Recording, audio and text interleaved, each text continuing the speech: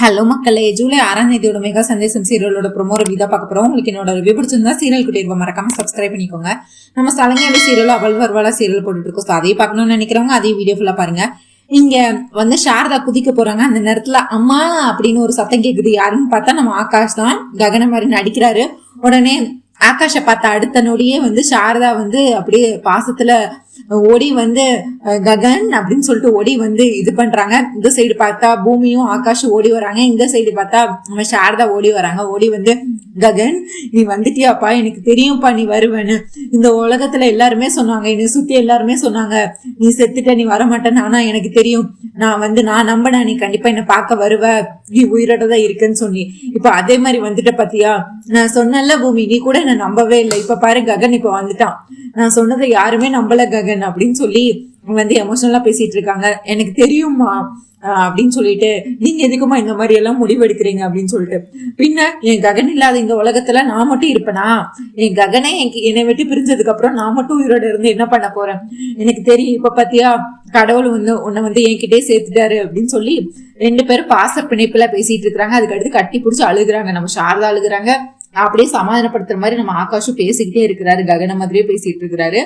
அப்புறம் பார்த்தா சரி சொல்லு, நீ எதுக்கு நீ இந்த ஊர்ல வந்து இருக்கிற, எதுக்கு நீ வந்து என்னைய வீட்டை விட்டு வெளியே அனுப்புன? ஏன் இந்த அம்மா மேல உனக்கு பாசமே இல்லையா? இந்த அம்மா மேல உனக்கு அன்பே இல்லையா? நான் உன்னை எத்தனை வாட்டி தேடி தேடி வந்தேன். ஆனா நீ எதுக்கு என்ன நீ வீட்டை விட்டு வெளியே அனுப்புன? இந்த ஊரை விட்டு போங்க, நீ எதுக்கு இப்படி எல்லாம் சொன்ன அப்படின்னு சொல்லி ஆகாஷ் கிட்ட கேக்குறாங்க. ஆகாஷும் அதுக்கு வந்து இல்லம்மா, நான் செத்துட்டேன்னு இந்த உலகம் எல்லாமே நம்பிட்டு இருக்காங்க, அதை வந்து பொய்யாக்க வேண்டாம். அவங்கள யாருமே எனக்கு பிடிக்கலமா, என் சாவுக்கு காரணமானவங்க யாரையும் நான் சும்மா விடக்கூடாது. அதுக்காக தான் நான் வந்து யாருக்குமே நான் உயிரோட இருக்கிற விஷயம் தெரியக்கூடாதுங்கிறதுக்காக தான் நான் வந்து இது பண்ணேன். ஆனா என் அம்மா, நீங்க உங்களை நான் கஷ்டப்படுத்துவேன்னா சொல்லுங்க அப்படின்னு சொல்லிட்டு இருக்காங்க. நான் யாருக்குமே தெரிய வேண்டாம்னு நினைச்சேன். ஆனா அம்மா கிட்ட மறைக்க முடியுமா ஏதாவது விஷயத்த? அதனாலதாம்மா நான் இப்ப எல்லாத்தையும் உங்ககிட்ட வந்து சொல்லிட்டேன் அப்படின்னு சொல்லி இவரும் வந்து ககன் மாதிரியே பேசி நடிக்கிறாரு. ஆனா வாய்ஸ் ஒண்ணுங்க அதுல மாதிரி இல்ல. ஆனா நம்ம சாரதாவோ எப்படியோ நம்பிட்டாங்க ஒரு வழியா இது நம்ம பையன் தான், நம்ம பையன் ககன் தான் நம்மளை தேடி வந்திருக்கான் அப்படின்னு சொல்லிட்டு. அடுத்து பூமி, நான் உன்கிட்ட எத்தனை தடவை சொன்னேன் என் பையன் உயிரோடு தான் இருக்கான்னு, நீ நம்பவே இல்லை. இப்ப பத்தியா ககனே வந்துட்டான். நான் சொன்னேன் ககன் நீ வருவேன்னு. ஆனா பூமியும் நம்பவே இல்லை. பூமியும் நீ செத்து போயிட்டு நம்ப ஆரம்பிச்சுட்டா. இப்போ உன்னை பாத்துட்டல, இதுக்கு அடுத்து எனக்கு எல்லாமே சரியாயிரு. இதுக்கு அடுத்து எனக்கு யாரும் எதுவும் சொல்ல முடியாது ககன். நீ உயிரோட இருக்கிற விஷயத்த முதல்ல எல்லாத்துக்கும் சொல்லணும். நீ உயிரோட இருக்கிற விஷயத்த முதல்ல இந்த உலகத்துக்கு காட்டணும் அப்படின்னு சொல்லிட்டு இருக்கான். உடனே ஆகாஷ், அதெல்லாம் வேண்டாமா, வேண்டாம், யாருக்கும் தெரியக்கூடாது. என்ன தெரிஞ்சா திரும்பி என்ன ஏதாவது டார்ச்சர் பண்ணுவாங்க, ஏதாவது பண்ணுவாங்க. நான் உயிரோட இருக்கிற விஷயம் இப்போதைக்கு யாருமே தெரியக்கூடாதுமா, யாருக்கிட்டையும் நீங்களும் சொல்லாதீங்க. நம்ம இங்க சந்தோஷமா நம்ம மட்டும் இருக்கலாமா அப்படின்னு சொல்லி இவரும் வந்து ஆகாஷ்க்கு வந்து இப்ப இவங்க முன்னாடி நடிக்கிறது ஓகே, இன்னும் இவங்க எல்லாருக்கிட்டையும் சொன்னா அடுத்து எல்லாரும் முன்னாடியும் நடிக்கணும்ல. அதுக்காக அவரும் வந்துட்டு நான் உயிரோட இருக்கிற விஷயத்த நீங்க யாருக்கிட்டையும் சொல்லாதீங்கம்மா அப்படின்னு சொல்லி கெஞ்சிட்டு இருக்கிறாங்க. சரி வா பூமி, வா ஆகாஷ், அதாவது வா ககன் போலாம் அப்படின்னு சொல்லிட்டு ஆகாஷை புடிச்சு கூட்டிட்டு போயிட்டு இருக்கிறாங்க. உடனே பூமியும் வந்துட்டு என்ன சொல்லன்னு தெரியாம சமாளிங்கன்னு ஆகாஷை பார்த்து சொல்லிட்டு இருக்கான். ஆகாஷும் அவங்க சொந்த பையன் ககன் மாதிரியே அப்படி சாரதாவை ஏதோ பல வருஷம் தெரிஞ்ச மாதிரி சாரதா பூமியை ஒரு பக்கம் கூட்டிட்டு ஆகாஷ ஒரு பக்கம் கூட்டிட்டு ஆகாஷ ககன் நினைச்சு கோயிலுக்கு கூட்டிட்டு போறாங்க. கோயில் கூட்டிட்டு போய், அத்தை நம்ம எதுக்கு இங்க வந்திருக்கோம் அப்படின்னு பூமி கேக்குறாங்க. இல்ல, என் பையன் ககன் எனக்கு கிடைச்சிட்டா நான் கோயிலுக்கு நன்றி சொல்ல வேண்டாமா, கடவுளுக்கு நன்றி சொல்ல வேண்டாமா, அதுக்குதான் பூமி அப்படின்னு சொல்லிட்டு அங்க வந்து சாமியெல்லாம் கும்பிட்டுட்டு அவர் தீபாரணை காட்டுறாங்க. உடனே சாரதா கும்பிட்டு உடனே அவங்களே வந்து ஆகாஷ்க்கு காட்டுறாங்க. உடனே ஆகாஷ் காட்டணும்னா பூமிக்கும் இந்த தீபாரணை எடுத்துக்கோ அப்படின்னு சொல்லிட்டு அதுக்கு அடுத்து ஆகாஷ வச்சு குங்குமம் வைக்க சொல்றாரு நம்ம பூமிக்கு. அதாவது அவங்க பார்வையில இது ககன் தானே, நீ அவளுக்கு குங்குமம் வச்சு விடுடா ககன் அப்படின்னு சொல்றாங்க. நம்ம பூமிக்கும் மனசுல ஒரு நெருடல் இருக்கு. ஐயோ அதாவது ககன் இப்ப உயிரோட இல்லை, இப்ப நான் எப்படி இந்த மாதிரி குங்குமம் எல்லாம் இப்படி வைக்க கூடாதே, கடவுளே என்ன மன்னிச்சிரு, நான் இப்ப பெரிய பாவத்தை பண்றேன் எனக்கு தெரியும் அப்படின்னு சொல்லிட்டு, இல்ல அத்தை நானே வச்சுக்கிறேன் அப்படின்னு சொல்லிட்டு நம்ம பூமியை குங்குமத்தை எடுத்து வச்சுக்கிறாங்க. ஆனாலும் மனசுல பெருசா நெரிடல் இருக்கு. இருந்தாலும் கடவுள்கிட்ட மன்னிப்பு கேட்டுட்டு குங்குமத்தை வச்சுட்டு அடுத்து நடந்து வந்துட்டு இருக்கிறாங்க. வா ககன், நான் உன்னை உலகத்துக்கு நான் அறிமுகப்படுத்தணும் அப்படின்னு சொல்லிட்டு இருக்கிறாங்க. ககனும் அதெல்லாம் வேண்டாம், ஆகாஷம் அதெல்லாம் வேண்டாமா, நம்ம இப்ப நிம்மதியா இருக்கோம்ல அதுவே போதுமா அப்படின்னு சொல்லி இவரும் வந்து கன்வின்ஸ் பண்ணிட்டு இருக்காரு. இங்க அப்படியே பூர்ணி வீட்டுல பார்த்தா நம்ம பூர்ணி வந்து ககன் கூட இது வரைக்கும் போட்டோஸ் எல்லாம் எடுத்திருப்பாங்கல்ல, அதை பார்த்து ஏங்கி அழுதுட்டே இருக்கிறாங்க. ககன் இப்ப உயிரோட இல்லாத ஒரே காரணத்தினால எல்லார் வாழ்க்கையும் தலைகீழா மாறிடுச்சு. சாரதாக்கு பித்து பிடிச்ச மாதிரி அவங்க ஒரு பக்கம் இருக்கிறாங்க. இன்னொரு பக்கம் பூரணிய வந்து தங்கச்சிய வந்து எப்படி கண்ணுக்குள்ள வச்சு பாத்துக்கிட்டாரு. ஆனா இப்ப அந்த தாரா வந்து டார்ச்சர் பண்ணிட்டு இருக்காங்க. இதெல்லாம் நினைச்சு பாக்குறாங்க.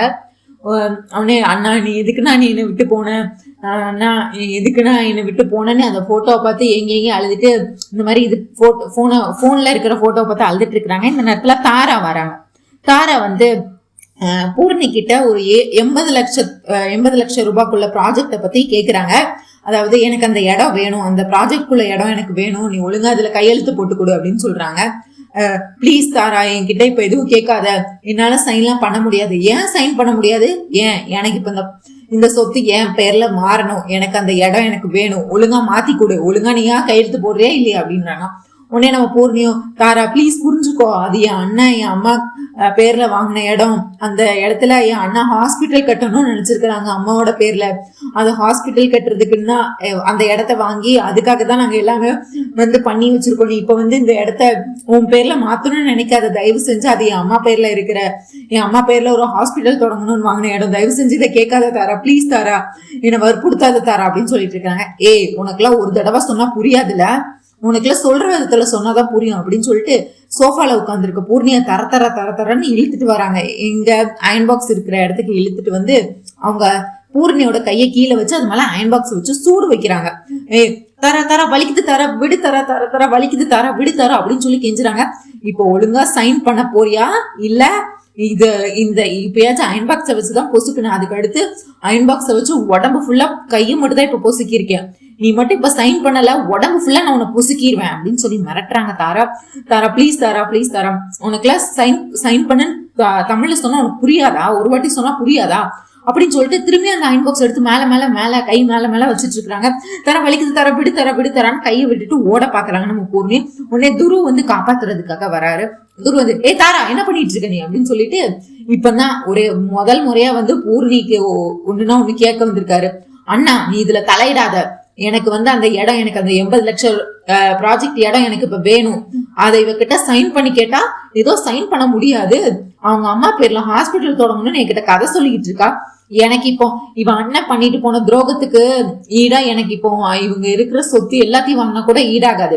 நான் இப்போ இந்த ஒரு இடத்த, இந்த 80 லட்சம் ரூபாய் இடத்த என்கிட்ட கேட்டா இவ தர முடியாது, என்கிட்ட எதிர்த்து பேசிட்டு இருக்கா, நீ அவளுக்கு சப்போர்ட்டா அப்படின்னு கேக்குறாங்க. உடனே துருவும் அமைதியாயிடுறாரு.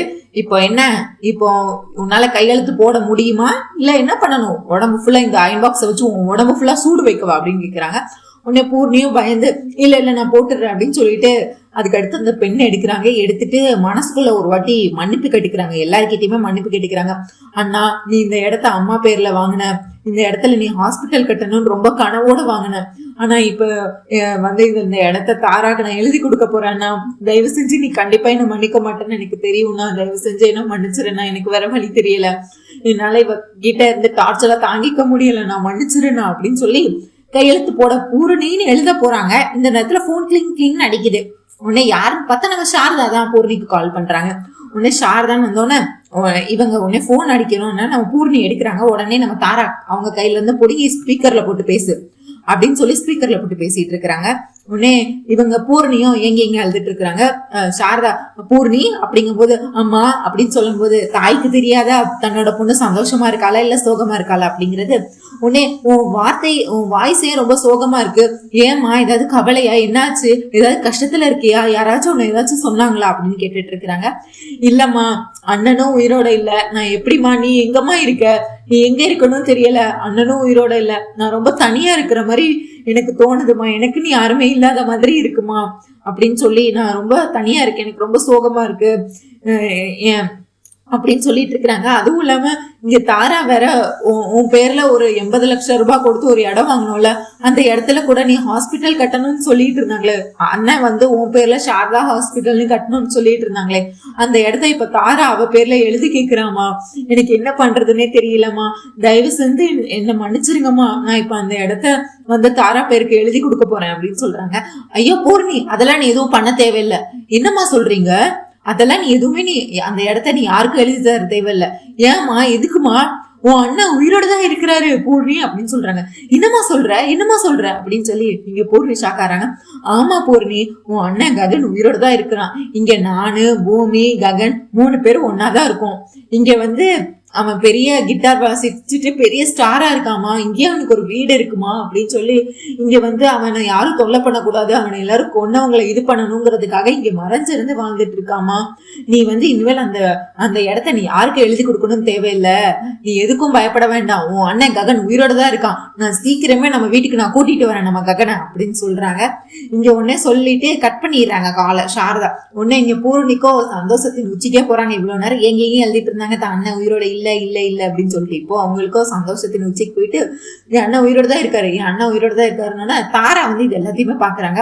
எனக்கு தெரியும் அந்த ககன் உயிரோட தான் இருப்பான் அப்படின்னு சொல்லிட்டு, என்னைய கல்யாணம் பண்ணாம என்னை ஏமாத்திட்டு போகணும்ல, அவனை நான் சும்மாவே விட மாட்டேன் அப்படின்னு திரும்பியும் ககனை அடையிறதுக்கு என்னெல்லாம் பண்ணலாம்னு சொல்லிட்டு துருவும் நம்ம தாராவும் யோசிச்சுட்டு இருக்கிறாங்க. துருவுக்கு அதுக்கு மேல ஷாக்கு. இது ககன் உயிரோட தான் இருக்கானா, இன்னும் சாகலையா, எப்படி இது சாத்தியம் அப்படின்னு சொல்லி இவங்க எல்லாம் இங்க யோசிச்சுட்டு இருக்க. அடுத்து பார்த்தா இங்க மீரா வந்து நம்ம கேபிக்கு வந்து சாப்பாடு கொண்டு வராங்க. இன்னுமே மீரா வந்து கேபியை வந்து கை கால் எல்லாம் விலங்கு போட்டு ஏதோ தீவிரவாதி மாதிரி தப்பிச்சு ஓடிடக்கூடாதுங்கிற மாதிரி கை கால் எல்லாம் விலங்கு ஒரு உடம்ப சுத்தி பல பூட்டுகள் போட்டு வச்சிருக்காங்க. விலங்கு மாட்டி அதுல போட்டு வச்சிருக்காங்க. இவரை பாட்டு எங்கேயும் நகலாம ஒரு இடத்துல பேசாம உட்கார்ந்து இருக்கிறாரு. உடனே சாப்பாடு எடுத்துட்டு வராங்க. உடனே கையை அவுத்து விடு மீரா, அப்பதான் என்னால சாப்பிட முடியும். அதெல்லாம் ஒண்ணும் தேவையில்லை, அண்ணி சொல்லியிருக்காங்க உங்களுக்கு எதுவும் அவுத்து விடக்கூடாது, நீங்க எப்படி அந்த சாரதா பக்கம் தப்பிச்சு ஓடுவீங்கன்னு எனக்கு என்ன தெரியாது, உங்களை பத்தி எனக்கு நல்லாவே தெரியும், நானே உங்களுக்கு சாப்பாடு ஊட்டி விடுறேன் அப்படின்னு சொல்லிட்டு ஸ்பூன்ல சாப்பாடை இவங்களே வச்சு ஊட்டி விட்டுட்டு இருக்கிறாங்க. உடனே கேபிக்கு வர வழி இல்லாம சாப்பிட்டுட்டே இருக்கிறா. இப்படி ஊட்டி விட்டுட்டே இருக்கும்போது பார்த்தா சாரதா கிட்ட இருந்து நம்ம கேபிக்கு போன் கால் வருது. இங்க உடனே போன் அடிக்குது, கிளிங் இங்கே அடிக்குது. உடனே பெட் மேல இருக்கு, எடு மீரா அப்படிங்கும் போது இது இந்த சாரதாவா அப்படின்னு சொல்லிட்டு நம்ம கேபியோ இப்போ இவங்க சாரதா பேரை பார்த்தாலே கட் பண்ணணும் தான் நினைப்பாங்க. இவர் அவரோட அறிவை யூஸ் பண்ணி சாரதா போன் தானே, கட் பண்ணு நீ ஒன்னும் அவகிட்ட ஒண்ணு பேச வேண்டாம் அப்படின்னு சொல்றாங்க. உடனே மீரா வந்து கோத்துல, ஓஹோ அப்ப எனக்கு தெரியாம நீங்க 2 பேரும் பேசி ரொமான்ஸ் பண்ணிட்டு இருக்கீங்களா, உங்களை இவ்வளவு அடைச்சு வச்சு நீங்க திருந்தல, இன்னும் அந்த சாரதா கூட பேசிட்டு தான் இருக்கீங்களா அப்போ இவ்வளவு நாளும் அப்படின்னு சொல்லிட்டு, நீங்க என்ன பேசுறீங்கன்னு நான் இப்ப கேட்கணும் அப்படின்னு சொல்லிட்டு போன் ஆன் பண்ணி ஸ்பீக்கர் ஆன் பண்ணிடுறாங்க. என்னங்க அப்படின்னு சொல்லிட்டு இருக்காங்க. சொல்லுமா சாரதா, நீ எங்கம்மா இருக்க, நீ எங்க இருக்க, என்ன பண்ற அப்படிங்க. என்னங்க நான் தான் சொன்னல உங்ககிட்ட ககன் உயிரோட தான் இருக்கான்னு சொல்லிட்டு, நீங்க தான் நம்பவே இல்ல, ககன் உயிரோட தான் இருக்கான் அப்படின்னு சொல்லிட்டு இருக்காங்க. நம்ம கேபியோ இதுக்கு முன்னாடி வந்து பிச்சைக்காரனை பார்த்துட்டு ககன்னு சொன்னாங்கல்ல, அந்த மாதிரிதான் இப்பவும் ஏதோ சொல்லிட்டு இருக்காங்க போல அப்படின்னு நினைச்சிட்டு கேபியோ, சாரதா நீ வேற யாரையோ பார்த்துட்டு ககன்னு சொல்லிட்டு இருக்க, நம்ம ககன் செத்து போயிட்டாமா அப்படின்னு சொல்றாங்க. இன்னொரு வாட்டி அப்படி சொன்னீங்க அவ்வளவுதான், ககன் நீங்க உயிரோட தான் இருக்கான், என் கூட தான் இருக்கான், என் பக்கத்துல தான் இருக்கான், நான் ககனை பாத்துட்டேன், ககன் கூட தான் நான் இப்போ பேசிக்கிட்டு இருக்கேன், ககன் எங்களோட தான் இருக்கான், நான் சீக்கிரமா ககனை ஊருக்கு கூட்டிட்டு வருவேன் அப்படின்னு சொல்லிட்டு இருக்காங்க. உடனே சாரதா நீ உனக்கு ஏதாவது ஆயிடாம, ககன் இல்லம்மா உயிரோட இல்லம்மா, புரிஞ்சுக்கோ சாரதா அப்படின்னு சொல்லிட்டு இருக்கிறாங்க. இப்ப நான் சொன்னா தானே நம்ப மாட்டீங்க, பூமி சொன்னா நம்புவீங்களா அப்படின்னு சொல்லிட்டு, பூமி இந்தாம்மா நீ சொல்லுமா அப்படின்னு சொல்றேன். ஐயோ இருக்கட்டும் அத்தை, நம்ம அப்புறம் போய் பேசிக்கலாம், நம்ம கோயில்ல தானே இருக்கோம், அப்புறம் போய் பேசிக்கலாம், அதெல்லாம் வேண்டாம், இப்ப நம்ம எப்படி சந்தோஷமா இருக்கோம் ககன் உயிரோட இருக்குது தெரிஞ்சு, அத மாதிரி அவரும் வந்து சந்தோஷமா இருப்பார்ல, அதுக்காக தான் நீ சொல்லு, ஒரு வாட்டி நான் சொன்ன மாமா நம்ப மாட்டேக்காரு, நீ சொன்ன கண்டிப்பா நம்புவார், நீ சொல்லு பூமி, நீ இப்பதான் பார்த்தல்ல, நீ சொல்லு பூமி அப்படின்னு சொல்லிட்டு கட்டாயப்படுத்திட்டு இருக்கிறாங்க. இவங்களும் போனை வாங்கிட்டு என்னடா பண்றது, வேற வழி இல்லையே. ஆமா மாமா, அத்தை சொல்றது எல்லாமே உண்மைதான், ககன் மாமா உயிரோட தான் இருக்காரு, இப்ப எங்களோட தான் இருக்கிறாரு அப்படின்னு சொல்றாங்க. இதை கேட்டோம்னா நம்ம மீரா வந்து போனை கட் பண்ணிடுறாங்க. உடனே ஓ அப்ப இன்னும் அந்த ககன் சாகலையா. உடனே நம்ம கேப்பி இருந்துட்டு, இது கட்டரா ஊத்து விடு, நான் என் பையனை பாக்கணும் ப்ளீஸ், என்னோட பையனை நான் பாக்கணும் மீரா, தயவு செஞ்சு இந்த கட்டை இதெல்லாம் அவுத்து விடு, இந்த பூட்டெல்லாம் திறந்து விடு அப்படின்னு சொல்லிட்டு இருக்காங்க. அதெல்லாம் முடியவே முடியாது, உங்களை கொல்ல வந்தவன் தானே அவனை எதுக்கு நீங்க பாக்க போகணும், ஒன்னும் பார்க்க தேவையில்ல, இந்த முக்கியமான விஷயத்த முதல்ல என் அண்ணன் கிட்ட போய் நான் சொல்றேன், ககன் இன்னும் உயிரோட தான் இருக்கான்னு சொல்லிட்டு இவங்க குடுகுடுன்னு சரச்சந்திரா கிட்ட சொல்றதுக்காக ஓடுறாங்க. இங்க பார்த்தா அடுத்து நீ பேசுப்பா அப்படின்னு சொல்லி இவர் வந்துட்டு போனை தூக்கி நம்ம ஆகாஷ் கையில கொடுக்குறாங்க. அவருக்கு வந்து தெரியாதுல பழைய பகை இருக்கு, ககன் வந்து அவங்க அப்பா கிட்ட பேச மாட்டா அப்படின்னு சொல்லிட்டு அவங்க போனை வாங்கி ஹலோ டேட் அப்படின்னு சொல்லுவாங்க. நம்ம பூமி வந்து காலை மிதிச்சிருவாங்க. ஆகாஷ், ஏய் சின்ன வயசுல உங்க அப்பா உங்களை விட்டு ஓடி போயிட்டாங்க, உனக்கு உங்க அப்பாவை கண்டாலே பிடிக்காது ககனுக்கு, நீ பாட்டி இப்ப என்ன ஹெய்டு பேசிட்டு இருக்க, நான் பேச மாட்டேன், எனக்கு அவரை கண்டாலே பிடிக்கல அப்படின்னு ஏதாவது காரணம் சொல்லி போனை கட் பண்றதுக்கு வழிய பாரு அப்படின்னு சொல்லிட்டு இருக்காங்க. உடனே அம்மா நான் இவர்கிட்ட எல்லாம் பேச மாட்டேன், உங்களுக்கு தெரியாதா, எனக்கு அவரை பார்த்தாலே பிடிக்காதுன்னு உங்களுக்கு தெரியாதா, எனக்கு அவரை பிடிக்காது, இவர்கிட்ட எதுக்கு நான் பேசணும், பிடிங்க அப்படின்னு சொல்லிட்டு போனை கொடுக்குறாரு. உடனே நம்ம சாரதா கேபி போனை வாங்கி எங்க அவன் ஏதோ கோவமா இருக்கான், ஆனா இப்ப நீங்க நம்புறீங்கல்ல, அதாவது நம்ம ககன் உயிரோட தான் இருக்கான்னு சொல்லிட்டு பூமி சொல்லிட்டால, நீங்க எதுக்கும் கவலைப்படாதீங்க, நான் ககனை கூட்டிட்டு சீக்கிரமா ஊருக்கு. அடுத்து பார்த்தா நம்ம செரி வந்து சரச்சந்திரா கிட்ட போய் சில உண்மைகளை கேட்கலான்னு போறாரு. சரச்சந்திரா வந்து நல்ல உட்காந்து ரூம்ல உட்காந்து பெட்ரூம்ல உட்காந்து தண்ணி அடிச்சிட்டு இருக்கிறாரு. செரிக்கு வந்து என்ன கோவம் அப்படின்னா, ககனை கொன்னது யாரு அதை தெரிஞ்சுக்கணும். ஏன்னா ககன் ஒருத்தர் இல்லாததுனால அவங்க குடும்பமே எவ்வளவு கஷ்டப்பட்டுட்டு இருக்கு. அந்த மாதிரி சாரதாக்கு வந்து கொஞ்சம் பித்து பிடிச்ச மாதிரி ஆயிடுறாங்க. பூரணியுடைய வாழ்க்கை கேள்விக்குறியா நிக்குது. அவ வந்து ககன் வந்து அந்த தாராவை கல்யாணம் பண்ணிக்கலங்கிறதுக்காக பழி வாங்குறாங்க, தினமும் அவளை இது பண்றாங்க. இதே ககன் உயிரோட இருந்தா இதெல்லாம் நடக்க விடுவாரா அவரு அப்படின்னு நினைச்சு அவருக்கு வந்து ரொம்ப ஆத்திரமா வருது செரிக்கு. உடனே மாமா நான் உங்ககிட்ட பேசணும், வாடா சரி உட்காரு அப்படின்னு சொல்லி உட்கார வைக்கிறாரு. அடுத்து என்னடா என்ன கேட்கணும் உனக்கு அப்படிங்கும் போது, மாமா உங்களுக்கு ககனண்ணாவை யாரு ஷூட் பண்ணதுன்னு தெரியுமா, யாரு கொண்டதுன்னு உங்களுக்கு தெரியுமா அப்படின்னு கேக்குறாங்க.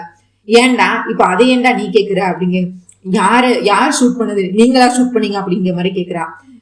ஏன்டா இப்ப என்னடா உனக்கு பிரச்சனை, இப்ப இதுக்கிட்ட அதை கேட்டு இப்ப என்னடா பண்ணிட்டு இருக்க போற அப்படிங்கும்போது, மாமா நீங்க யாரு ஷூட் பண்ணதுன்னு எனக்கு தெரியாது, ஆனா அவங்கள நான் கண்டிப்பா நான் சும்மா விடவே போறது இல்ல, அந்த உண்மையை கண்டிப்பா நானும் பூமியும் சீக்கிரமே கண்டுபிடிப்போம் அப்படின்னு சொல்லிட்டு இருக்காங்க. ஏன்டா இப்ப அவனை ஷூட் பண்ணதுனால இப்ப என்னடா ஆச்சு அப்படிங்கும் போது, இங்க பாருங்க நீங்க தான் ஷூட் பண்ணிருக்கீங்கன்னா நீ இங்க இருக்கிறதுல ரொம்ப பாவத்தை நீங்க பண்ணிட்டு இருக்கீங்க.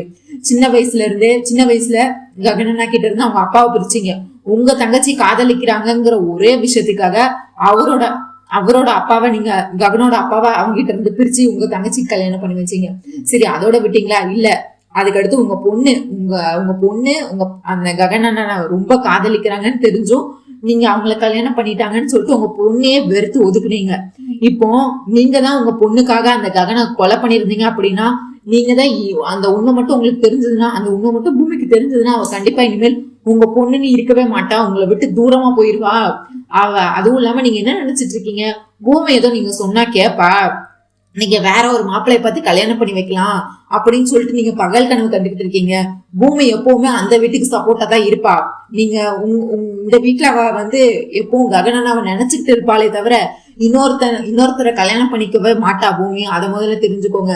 நீங்க தான் ஒருவேளை ககனண்ணாவை சுட்டுருந்தீங்க அப்படின்னா இருக்கிறதுல பெரிய பாவம் பண்ணவங்க நீங்க தான். சின்ன வயசுல அவங்க அப்பாவை பிரிச்சீங்க. இப்போ பூர்ணி என்ன தப்பு பண்ணா, அவ அண்ணன் இறந்ததுல இருந்து அவங்க வீட்டுல, அதாவது அவ புகுந்த வீட்டுல அவ எவ்வளவு கஷ்டப்படுறான்னு தெரியுமா, அவளை எவ்வளவு கஷ்டப்படுத்துறாங்க. இதே என் ககனண்ணா இருந்தா பூர்ணி எப்படி பாத்துக்காரு தெரியுமா, அவங்க வீட்டுல வேலைக்காரியை விட மோசமா அந்த தாராவும் துருவும் சேர்த்து அவளை டார்ச்சர் பண்ணிட்டு இருக்காங்க. இன்னொரு பக்கம் அவங்க அம்மா பெரியமாக்கு அவங்க பித்து பிடிச்ச மாதிரி ககன் ககன் ககன்னு சொல்லி எல்லா பக்கமும் சுத்திட்டு சுயநினைவே இல்லாம என்ன பண்றோன்னே தெரியாம அவங்க பாட்டு ககன் பேரு சொல்லி அப்படி பைத்தியம் ஆயிட்டு இருக்கிறாங்க. இது எல்லா பாவமும் ஒண்ணு சேர்ந்ததுன்னா உங்களுக்கு, நீங்க பண்ண இது எல்லாமே இதுக்கு எல்லாத்தையுமே காரணம் நீங்க தான் தெரிஞ்சதுன்னா பூமி உங்களை வெறுத்து ஒதுக்கிடுவா. அதுக்கடுத்து இந்த ஜென்மத்துல பேச மாட்டா. ஆனா இந்த பாவத்தை நீங்க தான் பண்ணிருக்கீங்கன்னா அதுக்கு நீங்களே வந்து அனுபவிப்பீங்க. எனக்கு தெரியாது இந்த கொலை யாரு பண்ணாலும், ஆனா நீங்க பண்ணியிருந்தா உங்களுக்கு தான் மாமா இருக்கிறதுல பெரிய இது நீங்க அடுத்தவங்க குடியை கெடுத்தா உங்க குடியை கெடுக்க கண்டிப்பா கடவுளே உங்களுக்கு குழிய பிரிப்பாரு அப்படிங்கிற மாதிரி வீரவசனம் எல்லாம் பேசிட்டு, இதுக்கும் உங்களுக்கும் ககன் அண்ணா இறப்புக்கும் உங்களுக்கு ஏதாச்சும் சம்பந்தம் இருக்கான்னு தெரிஞ்சுக்கலாம் தான் நான் இங்க வந்தேன். அதுவும் இல்லாம இதெல்லாம் எனக்கு உங்ககிட்ட சொல்லணும்னு துணிஞ்சு சொன்னேன், இதுக்கு அடுத்து உங்களோட முடிவு அப்படின்னு சொல்லிட்டு சரி அந்த ரூம் விட்டு போயிடுறாரு. இங்க நம்ம சரச்சந்திராவுக்கும் வேர்க்குது. ஏன்னா கொலை பண்ணது அவர் தானே அவர் நினைச்சிட்டு இருக்காரு. ஆனா ஷூட் பண்ணது வந்து SP சூர்யா, அவருக்கு தெரியாது இல்ல சரச்சந்திராக்கு. சரச்சந்திரா வந்து அவரே ககனை கொண்டுதான் நினைச்சிட்டு கொஞ்சம் கில்ட்டில தான் இருக்காரு. ஆனா வெளியே காட்டிக்கல. உண்மையை சொன்னா பூமி அவங்களை விட்டு போயிருவா, சரச்சந்திரா விட்டு போயிருவான்னு அவருக்கே நல்லா தெரியும். அதனால உண்மையை சொல்லாம இது பண்ணிட்டு இருக்காரு. ஆனா அவருக்கு ரொம்பவே பதட்டமா இருக்கு. சரி நம்ம ஒருத்தரால இத்தனை பேரோட குடும்பம் வந்து பாலாயிட்டா அப்படின்னு யோசிச்சுட்டு இருக்கிறாரு. இதுக்கு அடுத்து என்ன நடக்க போகுது, நாளைக்கு என்ன நடக்க போகுதுங்கிறத நாளைக்கு வீடியோல கண்டிப்பா நம்ம பார்க்கலாம். உங்களுக்கு என்னோட ரிவ்யூ பிடிச்சிருந்தா சீரியல் குட்டி மறக்காம சப்ஸ்கிரைப் பண்ணிக்கோங்க. அண்ட் இந்த வீடியோ லைக் பண்ணுங்க, ஷேர் பண்ணுங்க, முக்கியமா ஹை பட்டனை தட்டி விடுங்க மக்களே. நம்ம அவள் வருவாள சீரியல், சலங்கேலி சீரியல், மேகா சந்தேசம் சீரியல் எல்லாம் போட்டுட்டு இருக்கோம். எல்லா சீரியலும் பாருங்க, உங்க தாட்ஸ் என்னன்னு கண்டிப்பா கமெண்ட்ஸ்ல சொல்லுங்க. நன்றி, நாளை சந்திக்கிறேன். பாய்.